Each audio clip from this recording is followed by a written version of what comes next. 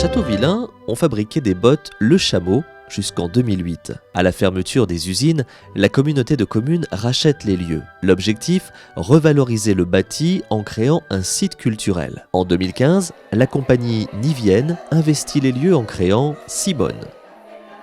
Le lieu qu'on a appelé Simone se définit comme un camp d'entraînement artistique. Donc le projet est à la fois un projet presque purement artistique, à savoir de répétition, de création, puisque la spécialité de la compagnie c'est le théâtre et le spectacle vivant. Mais l'idée était vraiment de pouvoir ancrer quelque chose sur un territoire avec des gens. Donc c'est de se dire comment l'art parfois c'est simplement un point de vue un tout petit peu décalé sur des choses du quotidien et aussi une chose qui permet de créer du lien fort et concret avec à peu près tout le monde à partir du moment où on accepte d'ouvrir la porte. En complément des arts scéniques, le site accueille également des expositions temporaires. Photographie, sculpture, peinture ou encore art vidéo, les œuvres se mêlent encore ici au patrimoine industriel existant.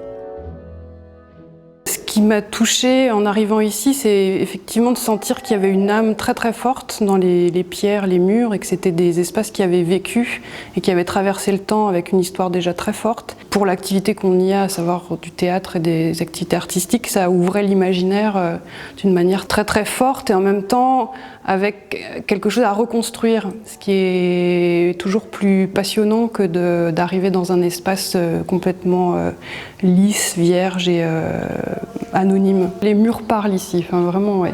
On ne peut pas du tout faire comme si on était dans un endroit neutre.